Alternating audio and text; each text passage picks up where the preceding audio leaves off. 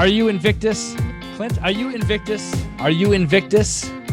What does it mean? You know, when I started the Invictus Mind podcast, my goal was to unite a bunch of people who had a similar ideology or similar characteristic traits. Invictus means unconquerable. It's an old Greek word for it means unconquerable. Unconquerable. Honestly, just be totally honest, it was a new concept to me. I had to Google it when you sent it to me. But yeah, I do my best. Tell me about what the show. What is your audience looking for? Tell me. This is your first time here. This is the #1 program dedicated to helping individuals maximize their potential and truly become unconquerable. Here we have discussions about what it takes and what it means to experience and magnify political freedom, financial freedom, and spiritual freedom. Yes, I would absolutely say that. I'm going to keep getting up, right? And I keep getting up and I keep pushing forward. And that's the type of mindset that you need to have. I never lose hope. I never lose faith. My mindset has always been, if I want something, I don't give up. So let me tell you what is the #1 issue when it comes to being unconquerable.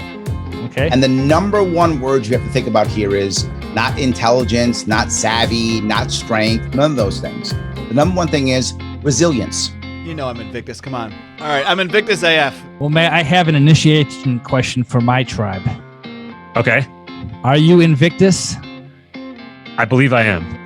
So yes, I agree. I am Invictus. I totally agree, man. And I think that if there's anybody on this planet that's unconquerable, it's probably me. I am not the type to take orders, and I am definitely in a position that I can stand up for myself right now. So. And I was like, no way, I know what that word means now.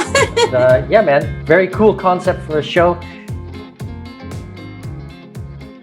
You didn't ask me if I was Invictus.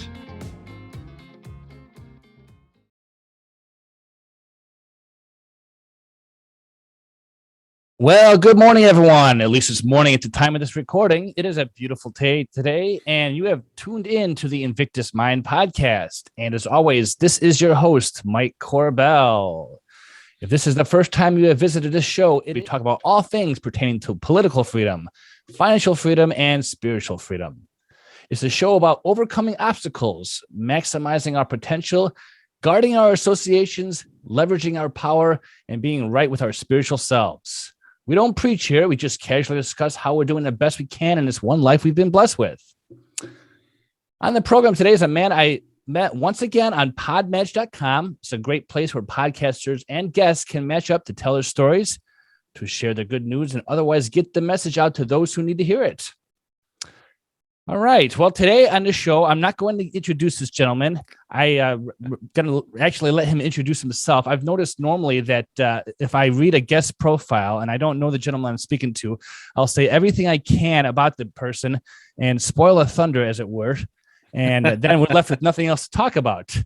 So, but, without doing too much about that, I want to go in blindly. I know why I've invited him today. Hopefully he knows why he's here. Hopefully, yeah. And what makes him a great candidate for this show. I will say this, though. If you're watching this on YouTube, he's not calling in from the Caribbean Sea. He's got palm trees in the background, although I don't know if he wants to be there or not. He is from Alberta, Canada. It is hot. Yes. It is summertime there. It is. I like to pretend this is a secret location that only special Albertans know about. All right. Well, not to put him too much in the spot, his name is Jonathan McLernon, and he's known by his clients as Coach John. So without any further ado, how are you doing today, John? I'm doing absolutely fantastic, man. And it's a pleasure to be here. I'm glad to be Albertan #2 on your podcast. So right on. Yeah. So I'm a nutrition coach and a mentor to other coaches as well. Didn't start out doing that. I've got quite a varied history, really. I've had probably a dozen careers. I think I spent a lot of time just running from what I feel like is my true calling, because I think whenever we're sort of confronted with what we could do really well, it's kind of scary as well, because we're like, oh, there's kind of a responsibility that comes with the gifts we've been given. So, anyways, I went through some really hard experiences, which we can dive into in the course of the discussion here today, that led me to gaining a significant amount of weight and really struggling with that for a number of years of my life. But, I got some really, really amazing help. And from that, have been able to transition into doing this to help other people as well. Awesome. Well, so one of the things that stuck out to me when I read your profile is that you are a nutritional coach. Now, to be honest, I don't need to lose a lot of weight, maybe about 20 pounds or so. Sure. But this is ever since COVID, my wife and I have been sort of on a kick to be nutritious and to be healthy. So we're not relying on pharmaceutical products and whatnot. And so I've been, reading a lot about nutritional goals. I'm not much of a dieter or anything like that, but certainly any information that can be beneficial to myself, my wife, and any of the listeners out there would be great. Yeah. Well, I call myself a nutrition agnostic, actually. Okay. The fundamental principles about, because there's a lot of named diets out there that sort of gain fame or notoriety because someone with a big name promotes it.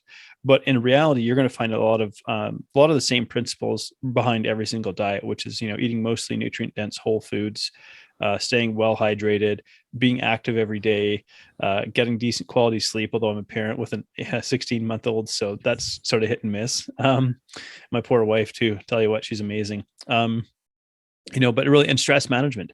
And so then it's a question of how do we shape these to kind of fit our lifestyle, because everyone else has sort of different circumstances. So I don't come along and say, well, you have to follow my plan. I'm the guru and you're the dummy. And if you don't do what I do, well, then you're out of my program. Like, it doesn't work like that, because it doesn't work like that in real life.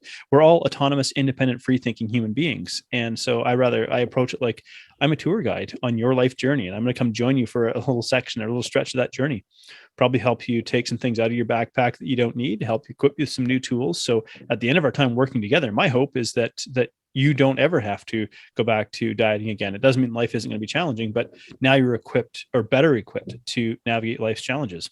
Mm-hmm. I like that you call yourself a coach. I've had different types of experts on this show, and I spoke to many coaches, many gurus, many leaders, many masters. I spoke to one Sherpa, which was an interesting conversation. Well, that's actually really funny, because I say to my clients, I'm your tour guide, not your Sherpa. Okay. So maybe you can quickly distinguish the difference between the two. Yeah. Well, in my mind, a Sherpa carries someone's backpack for them. Okay. And a tour guide doesn't. But we go on a journey together. And so you don't want me to carry your backpack. Well, you probably do. But in reality, like, if I do that, you learn nothing, right? You don't take anything away from this. And it's kind of the difference between giving you a fish and teaching you how to fish. Okay. Let's equip you with the skills rather, because most people, let's say, but when they come to me, they're really struggling. Maybe they're feeling overwhelmed. They're frustrated. They've tried a lot of different things. They're not seeming to have success. And, very commonly it's the old, I've tried everything and nothing works. It's like, awesome.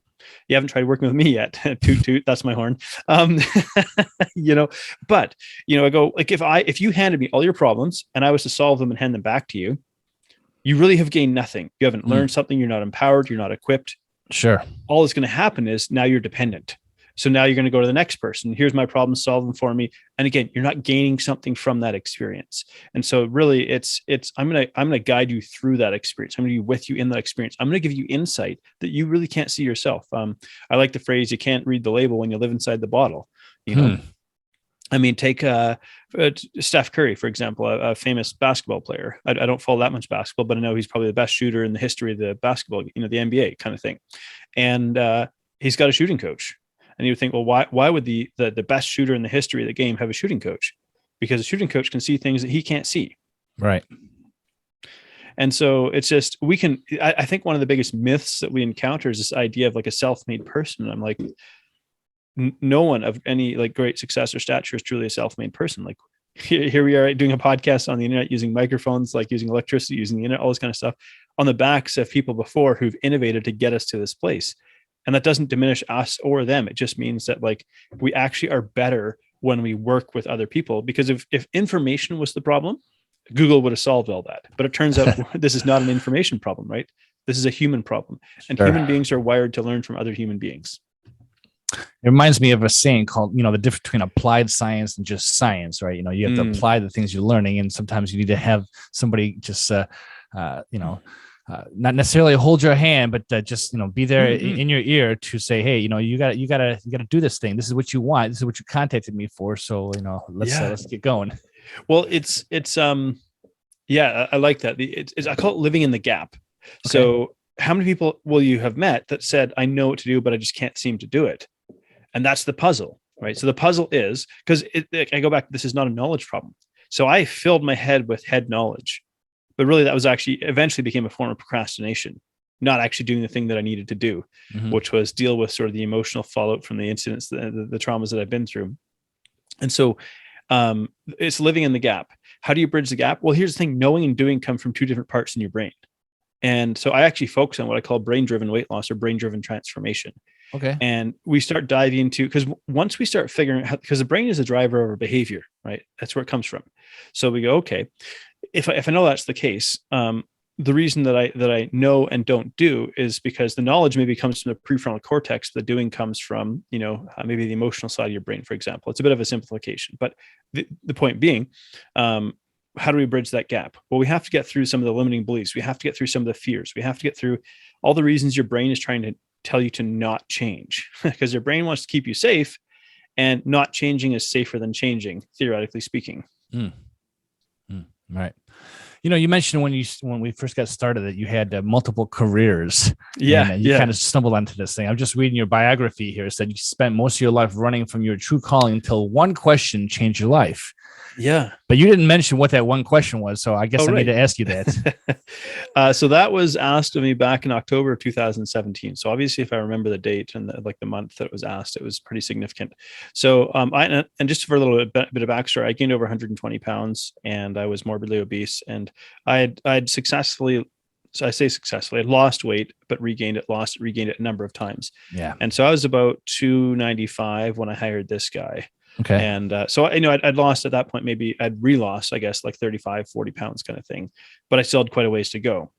And he, I tried to convince him time and time again that I was going to be a failure and he wasn't going to be able to work with me successfully. I was telling him why I was such a hopeless loser. Basically, I was really in this place of self-loathing, and it was a really, really difficult place to be. But it was I didn't know anything different. I was just beating myself up for all of my failures, somehow wishing that would change me. And, so he sat down, we were just met virtually. He's from Michigan, I think it is Michigan or Illinois, somewhere around there. I should figure it out. No, actually he's from Tennessee. There we go. Okay. They're somewhat close according to a Canadian. But we were on a call and he said, if you were to make a list of all the things you love and value, how far down that list do I go before I see your name? Yeah, that really changed things for me, because when I stopped to think about that question, I was like, well, I'm not on the list. Like, it wasn't that I was at the bottom of the list. It was, I'm not on the list. So it really hadn't entered my sphere of consciousness that I'm allowed to be on the list of things I love and value, let alone near the top. Yeah. So I had this belief system that was connected to, like, I am not worthy of being on the list of things I love and value. That's unfortunately where a lot of people put themselves. I think, priority number one should be ourselves. We should be able to love ourselves and accept ourselves for who we are. And, all that metaphysical stuff that we tell ourselves. But, sometimes when you get to a point where life is beating you up, where, you have all kinds of obstacles and challenges in your life, and, you're, you just feel so down about yourself that you don't even think about that. So that's an important question. I appreciate you sharing that. Yeah. I think it was also maybe a misplaced understanding of humility. Because interestingly, like, beating myself up and hating myself was more like ego. I was still making it about me. And so I like this idea of humility, that it goes something like, humility is not thinking less of yourself, but thinking about yourself less. So repeat that one more time. Humility is not thinking less of yourself. It's thinking about yourself less. Okay. That's great. So in other words, when even in all of my sort of self-hatred and self-loathing, I was making it all about me. All of the focus was on me. Okay. And I think we as human beings, we thrive when we have a sense of purpose that's greater than ourselves. And so we do not just for us, but for the benefit of others. Because I believe that every one of us has gifts of some sort. I believe that I'm a gifted coach. In fact, I would say that I'm a world-class coach. And for some people hearing me say that, they might think, well, that makes me sound pretty arrogant. It's like, no. And it took me many, many years, took me almost 40 years to be comfortable saying those words, because I hated myself for so long. But the truth is, it's what I'm good at. And I don't get to take the credit. I say I got my brain free of charge 40 years ago, right? But every one of us has some kind of gift or some gifts that we can share potentially with the world and help to make the world a better place. And so why not? Why hide those things away and out of some sense of false humility, or say, hey, you know what, I'm really good at this and I love helping people. And it's now something that I do to make a living at and do pretty well at. Mm-hmm. So why not take these gifts and share them and help other people versus sort of hide them away in a corner and hate myself? Yeah, absolutely. Absolutely. You mentioned it took 40 years free of charge, right? So you had a lifetime of lessons to learn, and until you got to that point where you understood what true humility is. Yeah. Some of your background is actually fascinating. So one of the things okay, so you have a history of nanotechnology engineering, nanotechnology research. Yeah. So okay. Because I want to unravel this onion, as it were, because you have such an interesting story. And so, how do you get to that point, and then get to be a coach? So let's start with nanotechnology research. Well, so I started going to university. I grew up in a small town, and grew up like kind of pre-internet for most people. And we got the internet when I was like 15. And kids these days, how old is it? I mean, kids these days, right. Rah, rah, rah, grumpy old man here. I feel the same sentiment. Yeah. It's like kids these days, man, they have no idea. So I didn't get the internet till I was like 15, 16. So I grew up in a small town. I didn't have a sort of a big perspective on the world. I just grew up in a small town, knew my small town, knew the couple cities near me, that sort of thing. And so I just went to university, and I was like, well, I'll probably just be a teacher. Which, kind of makes sense in one way, because I am good at working with people and sort of educating people and sharing knowledge. I've got a good brain for that. Sure. So I figured, well, if I want to get a job as a teacher, like I really like music. So I started studying music, and I was like, maybe I need to pick up a science, but physics feels like maybe it's a bit too hard, even though I did physics. Biology feels like it's too easy. So why don't I do chemistry? That's a good kind of middle of the road science. That's hard enough that there's going to be there's more biology teachers than there are chemistry teachers. So that's the one that I'm going to go down. So I started studying chemistry more in earnest. And so along the way, then I started working in a research lab, because research labs will hire students because we're cheaper labor. Yeah, I gotcha. To get us doing work. And essentially what they're also doing is grooming us to go into like a PhD program and continue to be a part of research project. And so I worked in this research lab for about 2.5 years, while doing my degree in chemistry as well. And I ended up letting go of music and studying marketing psychology instead, because I thought, well, I want to study psychology, but I don't have enough like credits or whatever to get a degree or even a minor in psychology, but I'm just going to start studying it. And so if I do it from a marketing sense, that'll allow me to sort of indulge my curiosity in and around psychology. But then I kind of just tucked all that stuff away for a number of years, because so nanotech research is really just working with nanoparticles. So we were trying to develop, and specifically I was trying to develop a process for making this particular nanoparticle that required less than 1500 degrees Celsius temperature. All right, well, I got to interrupt for a second, because when I hear nanoparticles, I start thinking the Incredible Hulk and Marvel characters and stuff like that. Yeah. I mean, nano just means really small. So in the metric system, you have a meter, then you have a centimeter, a millimeter, micrometer, which is a millionth, and then nanometer, which is a billionth of a meter. So if you take a meter and divide it into a billion parts, you get a nanometer. Gotcha. So that's the scale that we're working on.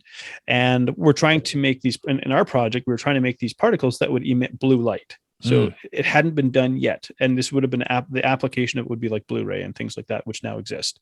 They didn't at that time. Okay. And so, or at least as far as I know, or we were trying to make a more efficient way to create these materials which emit blue light. So the way that a laser works, just in a very small nutshell, is you shoot energy or light at a particle, it absorbs that energy and shoots it back at you at a slightly lower wavelength. So if you shoot high wavelength at it, and then it shoots it back at a wavelength that's in the visible spectrum, it gives you a color. Interesting. That's like laser is an acronym for light amplification through simulated emission radiation. Roughly. Okay, cool. No test on this stuff though. And so that's what we were doing, is we were trying to develop that. But ultimately, for me, it was like success through failure. And I really wasn't mature enough to handle that. So it was like, try this. This doesn't work. This doesn't work. Go to the research meetings. Like, okay, this didn't work. I tried this variable. I adjusted this one, and so on. It's just research and experimentation. But I wasn't like sort of mentally mature enough to handle what to me felt like repeated failure after failure after failure. I can't seem to get this breakthrough that I've been working so hard to get. And so I saw it as a personal, like, I suck at this. And it's not true. I was doing exactly what research is, but I just wasn't mature enough to sort of handle it in that state of mind that I was in. So I decided to join the Navy. Okay. and yeah, took up marine engineering instead. So tucked away my degree in chemistry and marketing psychology and joined the Navy and took up marine engineering. And the military was good in one sense. I think there is definitely merit in spending some time in the military. I probably should have just like gone to the military in the beginning and got an education or something like that. But I spent about 6 years. I did a 3-year stint, took a year off living in Australia with what became my wife, who is from Australia, and then did 3 years again before deciding to leave. So again, the problem with the military, like I really enjoyed sort of the structure of it, but I'm also like fairly quick thinking. I kind of have a bit of an engineer's brain, and I'm always looking to do things more efficiently. In the military, it's like, we don't do it that way. We make you work hard just to make the process suck. Sure. Right. We're not trying to necessarily be efficient here. And so I would get in trouble a lot in a sense, because I would do things and I would just like get them done and be like, sweet, I'm done. Like now I can chill and put my feet up, because why not? And it's like, no, you need to fill this time. So go back there and scrub this tiny little thing over here until it like shines so that I can see the crack between my teeth in it. And you're like, really? They got to keep you busy, right? Yeah, exactly. Like, especially when you're in a ship floating in the middle of the ocean, right? That's how you feed people and keep them busy. Like that's what you do.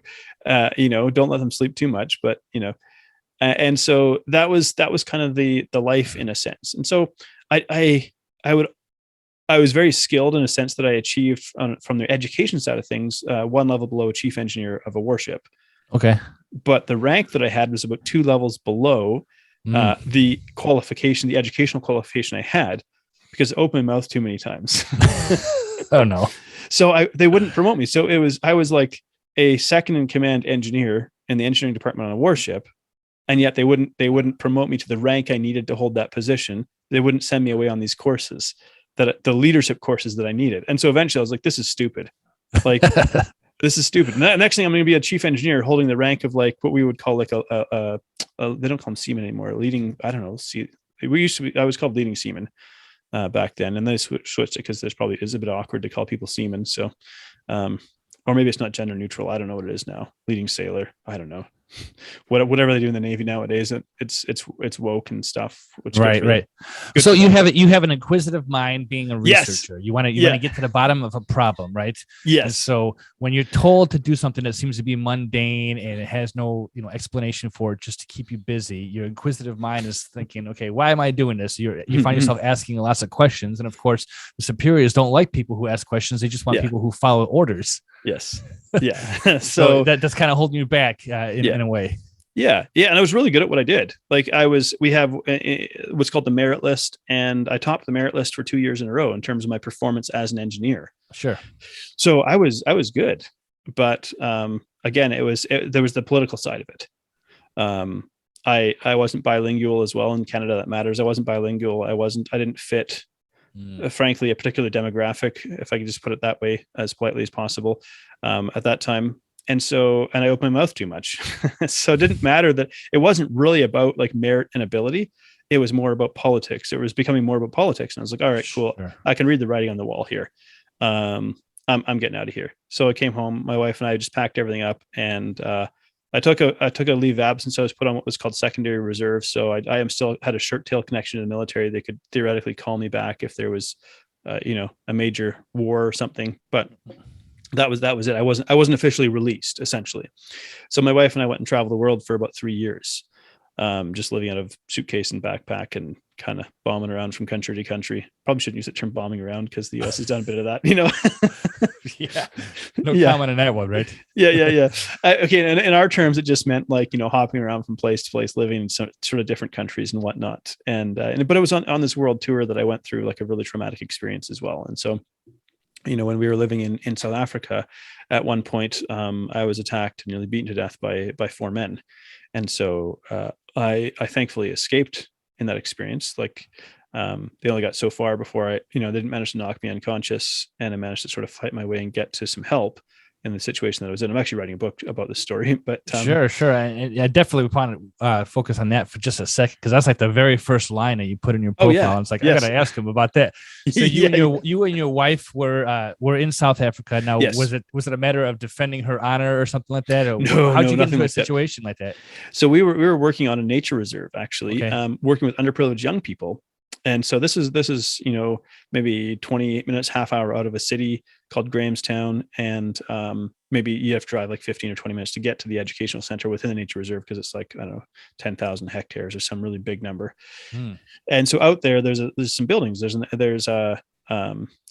There's like an educational building, a dormitory for students, ablution facilities, washroom facilities, and then an instructor's cabin tucked away in the bushes. Okay. And so one night I was walking back, and it's probably a few hundred feet between from the hall where everybody was. They're all having dinner. I finished my dinner early, and I was walking back to the instructor's cabin.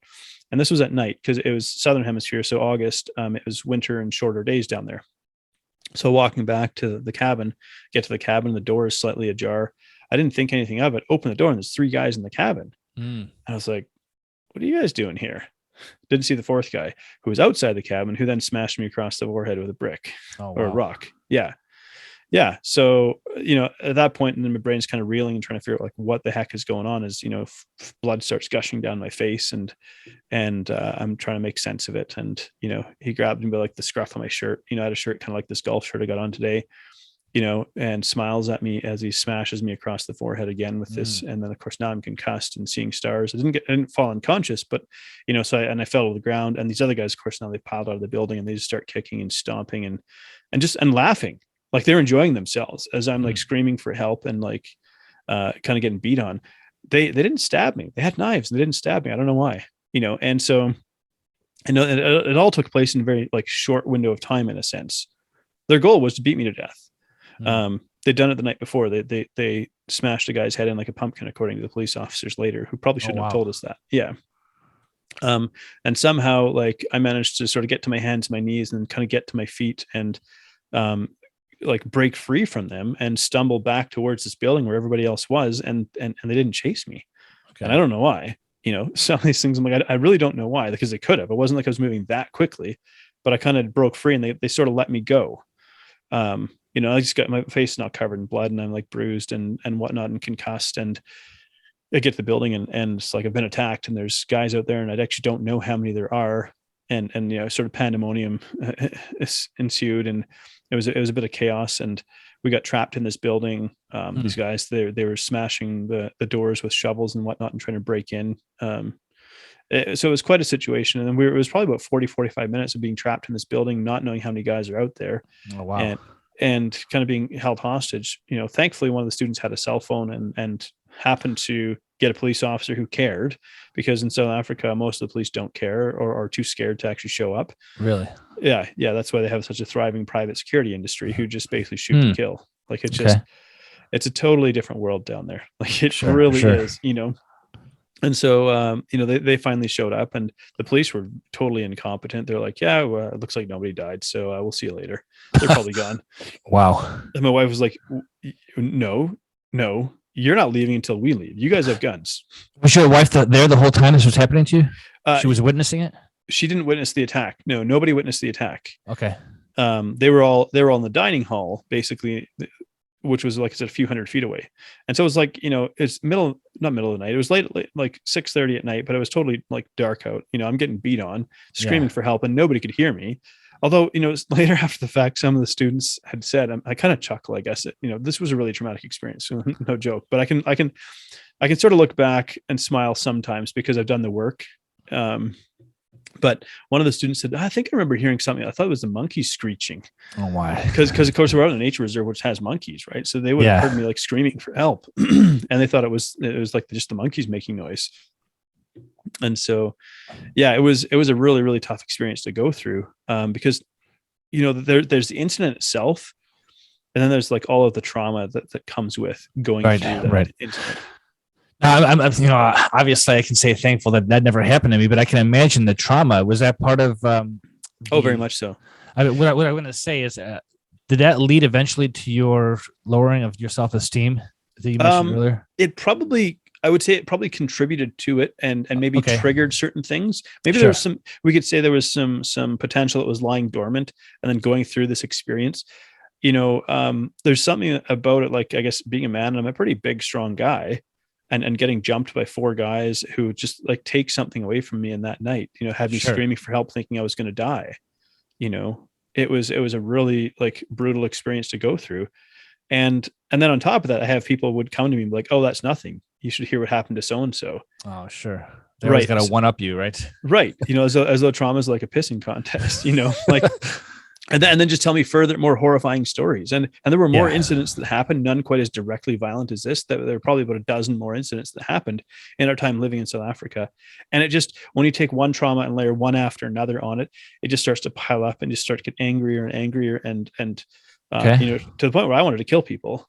And that was when I knew we had to get out of there, when I was like actually plotting how I was going to set traps to trap people who were trying to break into my house so that, I could potentially kill them.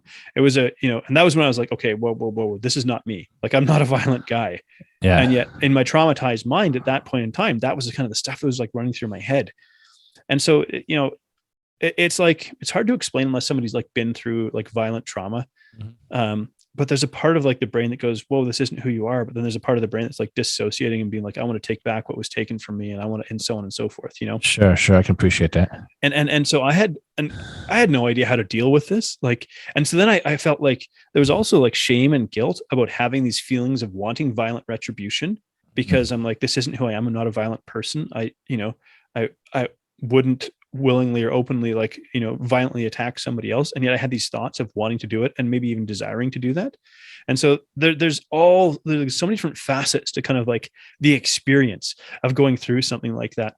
And then just somebody looks at you sideways and feeling immediately triggered and be like, you're a threat, right? And then immediately being on the defensive, like adrenaline surging through my body, just like ready to fight and ready to attack. And they might have just like been kind of curious about the color of my shirt, like it's just and then people just not understanding it, and me not understanding and not knowing how to explain to people what had happened to me and my brain and my traumatized mind. Like, people don't know how to navigate this. I had no tools either. All of these huge emotions that would come flooding in randomly without warning, and flashbacks and reliving the experience and stuff. Like, it was kind of a mess. Was that before or after you were already obese? I became obese as a result of it, actually. Okay. So yeah, I fell into like basically binge eating and food addiction as a coping mechanism for my trauma. Basically, if I'm busy stuffing my face, my brain can't go to that scary place. It's probably a rhyme in there, stuffing my face, my brain can't go to the scary place. There you go. Yeah. Someone else could write that with a little bit better rhythm, but So it and it wasn't like I set out to become obese.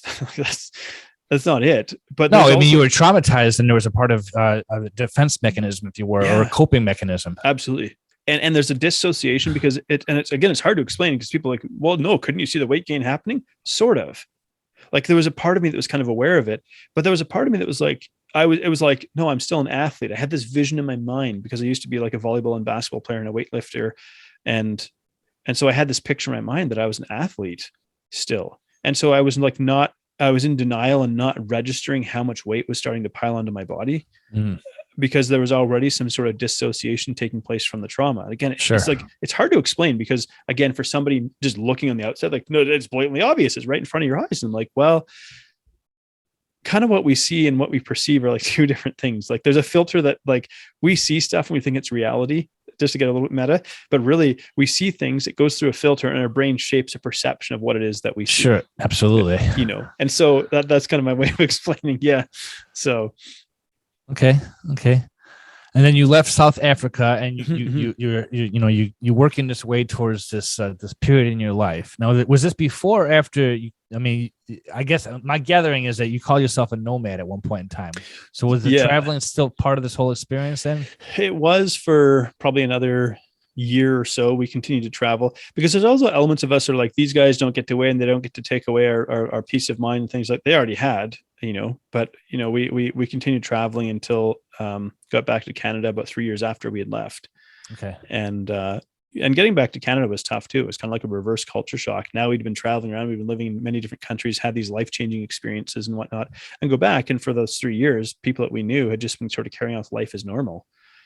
And we would come back two totally different people than we had left, because my wife, even though she wasn't physically attacked, there's also trauma of witnessing like somebody go through trauma. Sure, absolutely. And seeing her husband and life partner, nearly murdered, like that really messed with her as well. And so, and then we had to go kind of through this stretch of life, like how does my wife deal with me, who I'm kind of unpredictable with a hair trigger temper, like PTSD really. We usually associate PTSD with military veterans who've seen combat tours, but it's not the only one. And so seeing her husband like sort of sometimes eat uncontrollably and not know what to do and have a hair triggered like temper and be extremely defensive about eating behaviors and stuff, like it was tough, you know. So kudos to my wife for being so incredible and like sticking with me through this really difficult period of time. And I think maybe if we could take something from this, is that let's say if someone is struggling right now with where they're at with their mental health, one, there's no shame in it. Like nobody puts up their hand and asks for this, you know, but it's also not your final destiny. Right. If you can get the help that, you know, that you need, you know, like I'm like living proof of it. You know, I'm like in an amazing place, like, you know, mentally, spiritually, emotionally, like I'm in a better place than I've ever been. And, that's, you know, you go back 5 years ago and I was an absolute wreck. So, right. Now, after this whole traumatic experience, before that question that was asked to you from the guy in Tennessee, now, what did you go to actively see for counseling, or did you just ignore that desire or that calling? I'd had a few appointments here or there, but I mean, the truth about, and this is not to denigrate the therapist or counselor or psychologist or things like that, but they're people, and it takes time to find the one that's like a good fit for you. And that's the hard part about it, is trying to find someone who's a good fit. So I'd had just a few kind of frustrating experiences that were like, I don't know how interested they were in seeing me or really sort of getting to the root of it or wanting to help me. And so I was like, well, you know, kind of screw this. Then I tried hiring coaches, but they didn't get it either. And it was, you know, and I say that, but really what I mean is like, I didn't understand what I needed for help. And so if I don't know what I need, how can someone give me what I need? Sure. You know? And so, but it was kind of a last ditch thing back in about 2017 when I hired this guy. So this is about 5 years after 6 years after the trauma had occurred. So it was like 6 years of hell, really, of just like being all over the place mentally and emotionally. And I still was for the year that I worked with him. But he really modeled for me what compassion is. Not what I thought it was. You know, I thought it was a weakness and enabling and, you know, but no, it turns out it's actually about understanding. Okay. So now you take his advice and you still keep in contact with him for a while you're deciding what to do with the next stage of your career. Yeah. Well, just as we were coming up to like wrapping up our year of coaching, I had a business that I was in that failed, costing me my life savings. So that kind of sucked. So that was like, all right, you know. So it's one traumatic experience after another. And this was kind of a different one because it was someone who I viewed as like a very close friend of mine who had essentially betrayed me. And turned out it was he was like he's basically a narcissist. And I why I hesitate to use that term is because I feel like he gets thrown around way too flippantly on social media. And I'm like, no. Narcissism is a clinical disorder. It is not just because someone did something you don't like. You know, let's be clear. It's a clinical disorder with clearly defined symptoms. And one of them being pathological lying and inability to take any responsibility for actions that harm other people. And so there's like a long list here, but the point being, like, the kids these days, again, old man rant, but they throw in narcissism like everyone has it. I'm like, no, it's like less than 2% of the population would fit the clinical definition, but he fits it. And so I've been taken advantage of, I've been lied to, misled, crooked accounting. I was set up and left holding the bag, and he gets to write off all the losses on his end to fit his other, you know, company, which was quite successful. And I was just the sucker for, you know, and so I'd lost all that too. So that was a really tough one because, you know, I remember just like walking across the parking lot where we'd had our business and going to catch the bus back home because we'd only had one car because, you know, we'd been really working hard to build up this, what we thought was this business asset we were building. And now I got to go home and try and tell my wife that got nothing but a mountain of debt. Like it's all gone. It's all gone. And so that was pretty devastating as well. And had to kind of rebuild again from the ground up. So that was a little over 4 years ago. And so, but you know, if I hadn't gone through that experience, I wouldn't be where I am today doing what I'm doing. And I think that's, if we were to take like a lesson from that, I think that's these hard experiences, man, they suck in the moment, but I look back and I wouldn't take them out of my past. Yeah, your story is exactly why I wanted to bring you on, because the name of my program is, of course, is the Invictus Mind. Yeah. Which means unconquerable. Yeah. And so many times people in life have traumatic experiences, and there's as many people as there are on the planet, as many traumatic experiences that one can go through. But reaching a point where, okay, life is going to beat you up. Yeah. Then you turn on a switch and say, I'm going to take these lessons, because that's really what they are. Right. They are. Yeah. We can continue to look upon these traumatic experiences and say, woe is me, I'm a victim. Right. We can have that victim mentality, or we can analyze ourselves at some point and say, you know what, I'm not going to be a victim anymore. I'm going to change something about myself and turn these experiences into lessons that will excel me to the next point. And I think it's important to highlight, in my experience, like, it wasn't that like I had an indomitable mindset in a sense. There was a lot of struggles in there, because maybe sometimes when people hear Invictus Mind or basically unconquerable mind, they think about someone who's impervious to feelings and pain and emotion and things like that. And it's like, no, there's still going to be hard points in life. There's going to be points where you want to give up, where you want to quit. Your brain's going to tell you should quit. And maybe sometimes it's right, but a lot of times it's not. And it's okay to get to those places where you have those feelings, but it's like, don't set up camp there. Feel what you feel, because we don't choose our emotions. Our emotions are, I call them like the check engine light, really.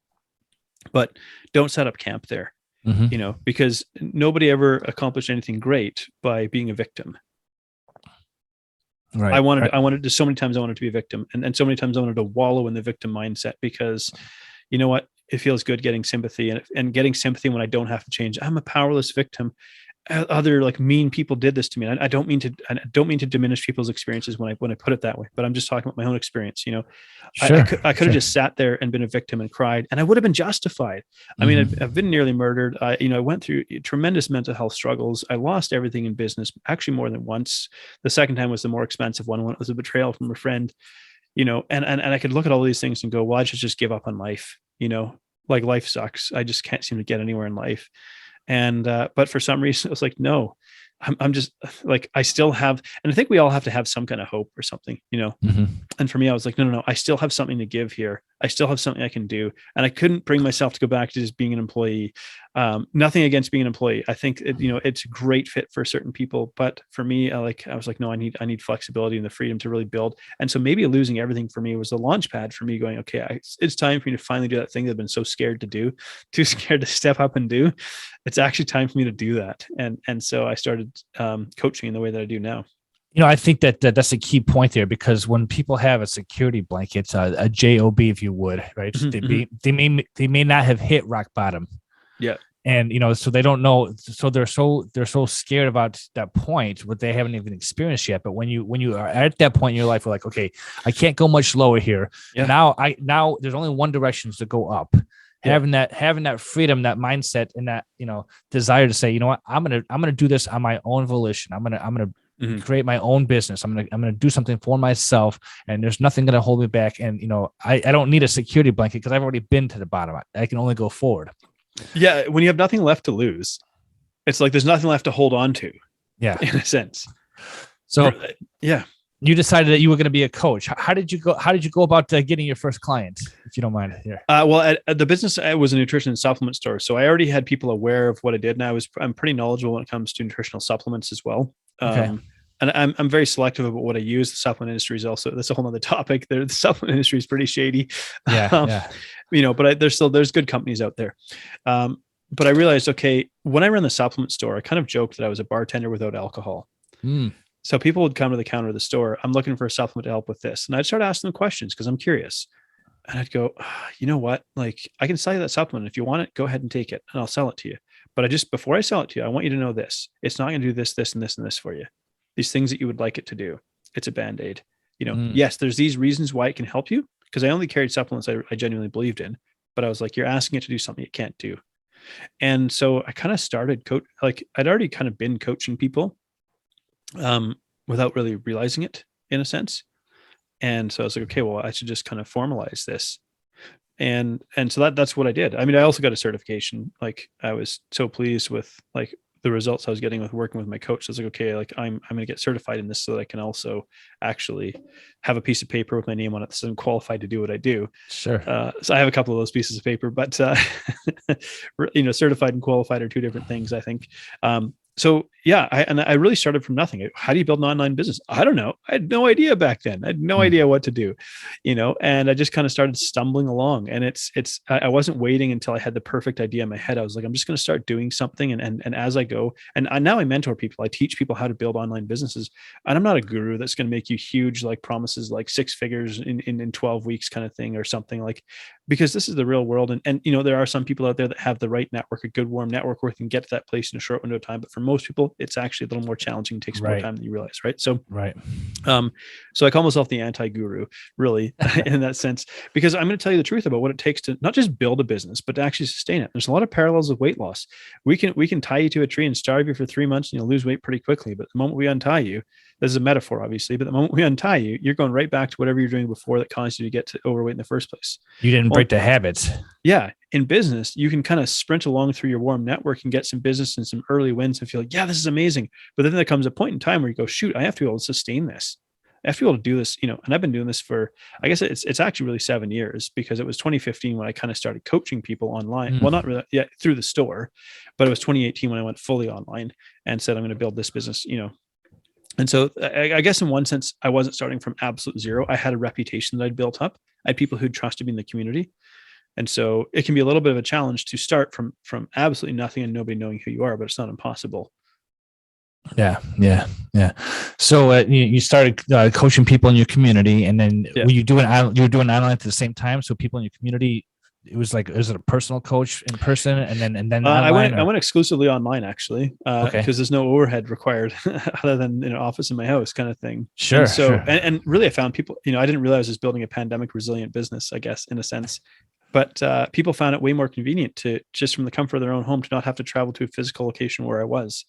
You could just, because there is something about being in person. There is value to being in person, but I think we're so accustomed now to, look at us, before today, other than a couple of emails, we hadn't really met each other, Sure. And absolutely. here we're having a comfortable conversation. So we're kind of in a new age where we don't necessarily have to be in person to accomplish great things. And I have clients who have never met in person, and we've accomplished amazing things working together. As a side note, I have to apply that information to myself, because I've actually was a coach. I was in the financial services industry. And so I would meet people face to face, kneecap to kneecap, and, put my arm around their shoulder, literally sometimes. Yeah. But now when everything is online, you're like, okay, well, there's not the same connection, even though, we are speaking digitally here and whatnot, and we're, in 2 different countries. But for those people, I on this show, I talk to a lot of digital entrepreneurs. There is a disconnection of not being physically in the same room as somebody, but, it is convenient when you're reaching out to people the way we are. Yeah. Well, here's the thing. It is possible, and it's not for everybody. Being an online entrepreneur is not for everybody. It's not a get rich quick thing. I think there's this complete myth out there that money on autopilot. There's a lot of work that goes into maintaining a digital infrastructure and business and staying relevant, because there's a nonstop, constant stream of content being pumped out there, and you got to try to break through the noise. And obviously, I have ways that I do that, and I teach that in my mentorship. But it's just to say, it's a challenge. So if you're maybe trying to be a coach, or you are a coach and you're struggling to get off the ground, and all you hear is about, or it seems like all you hear about is all these coaches who are just rolling in money. There's a lot of fakes out there, man. There's a lot of people out there that are just trying to fake it till they make it. And it's like, you're not alone. The average coach makes about $4,000 a month. So there's a number out there for people. That saying "fake it till you make it" is really cringy to me. But, but you said earlier when you went to school, you had the marketing psychology, which I'm sure plays a major impact on what you're doing today. Yeah. I mean, I joke that I'm using my powers for good now.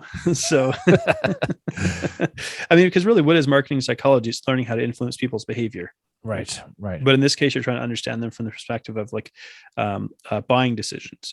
And so now I still have to market in my business. I still have to, because marketing is communicating. It's communicating to people, I have an offer where I can help you.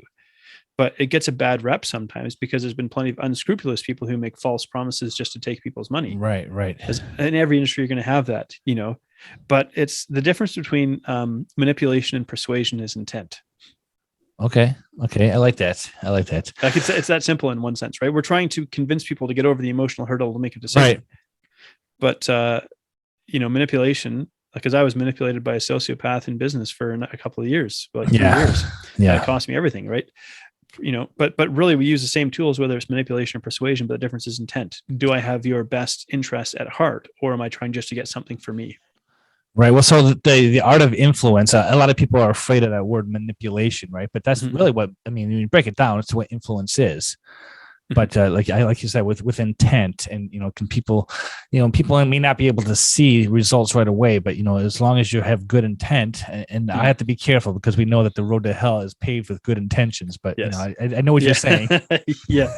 In this case, it's really, really simple. Am I in this for what I can get from you, or am I in this with what you can take away from this? And like, do I have your best interest at heart ultimately? Okay.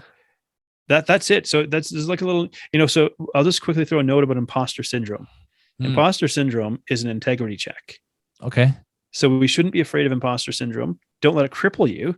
But if you experience it, that's good. It means you have a conscience. It means you're a human being, and treat it like an integrity check. Turn the dial down, but don't turn the switch off.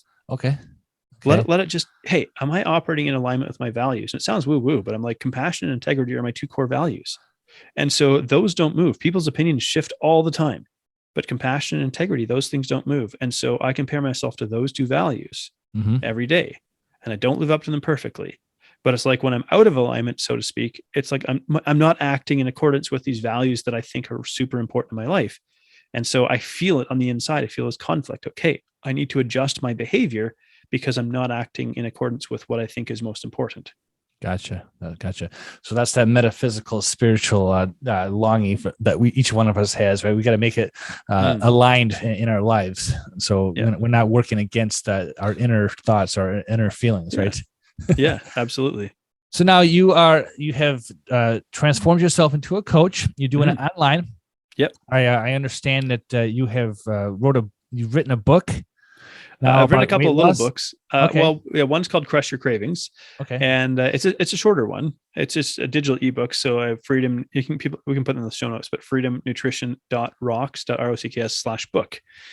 Really, really simply, freedomnutrition.rocks/book. You can submit your name and email address, and I'll send you a copy of that book, Crush Your Cravings. And it's got a 4-step method for dismantling any craving, essentially, if I'll put it that way, and a couple of other bonuses in there that I'll leave as intrigue. There's a few other surprise bonuses in there that you get to discover when you read the book.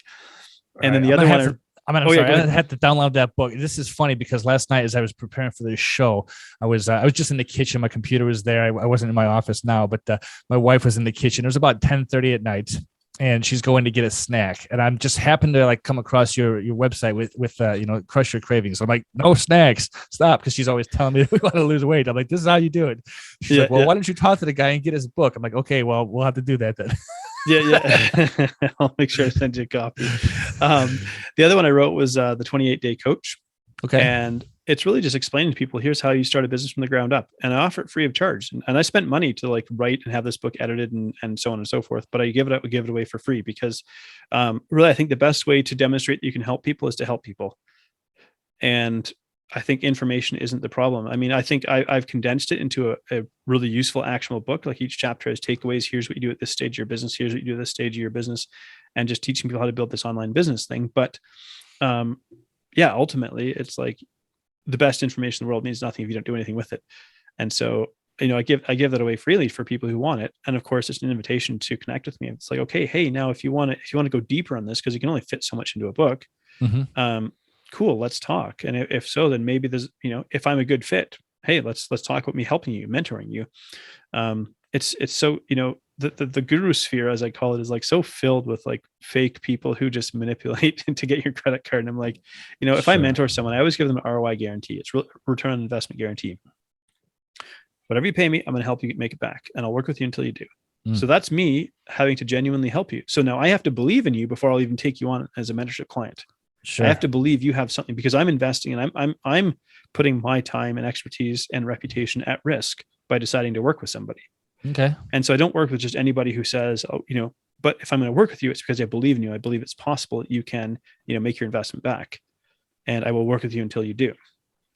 I like that. It's a two-way street right there. Yeah. I was thinking about, marketing when it comes to, being able to coach and mentor others. Obviously you have a couple books you've talked about.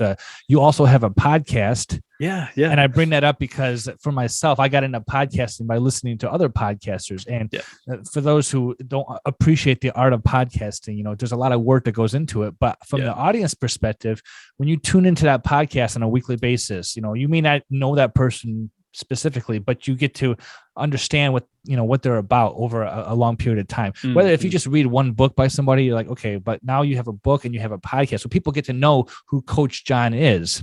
Yeah. And then on the reciprocal side, you said you spent some time with them before you even go further. Yeah, absolutely. Yeah. I have two. Well, if you search my name, you'll find that I have like 4 podcasts connect to my name. Okay. Two of them are on hiatus right now through the summer because I am writing a longer book. But between the before and after, so far I've managed to get into the top 10% of all podcasts globally, which I'm pretty happy with in less than a year. Good for you. And it's really about telling people stories about overcoming significant obstacles in their life. And so in social media, they show the before and after photo, but they don't really explain the story. And so I wanted to be able to explore the story, and podcasting is a great medium for that. Sure. The other one's just a short solo cast. I call it Freedom Nutrition Live. It's really that simple. I kind of have 2 versions of it. One is called Freedom Nutrition Live. The other one's called Coach John Talks, but it's the same information really, for discoverability purposes. And it's just a solo cast of me, maybe spending 15 to 20 minutes on a topic, just breaking down whether it's like self-sabotage or cravings, or, what is a wellness vision or things like that. Just really, so every episode I want to give people like actionable, practical takeaways. So it's like, hey, here's the topic. Here's kind of a story to help you make the topic real. And then let's give you some actionable takeaways. Here's how you can apply this to your life. Sure. Well, Jonathan, I think that you have a tremendous story, and obviously with some real life experiences that you probably wouldn't recommend people going through themselves. But your experiences, your longing. You mentioned before your creativity and asking questions. It makes you uniquely positioned to give advice to people, and hopefully you continue to do that. So far, just having this conversation, I think you're one of those people that people should listen to more. Well, thank you, man. I really, really appreciate that. It's kind words, and it's hard-earned wisdom. And maybe I share it in hopes of if some people don't have to go through such hard experiences to get it. So, right. All right. So now's the question I'm going to ask to see if you've been paying attention. Okay. I normally ask this to all my guests, although sometimes I forget, so I have to keep remembering. Yeah. Coach John, are you Invictus? I am. Very good. Very good. Thank you for taking the time to speak with us today. And, definitely you can go ahead one more time, just plug how people can get a hold of you. And freedomnutritioncoach.com is my website for nutrition coaching. John McLernon, JONMCLERNON.com for mentorship, johnmclernon.com. And between the before and after and Freedom Nutrition Live are my 2 main podcasts. All right. Well, go ahead and check it out, everybody. And we'll John get back to what he's doing on the beach there. It's been a pleasure, man. Thank you. Thank you.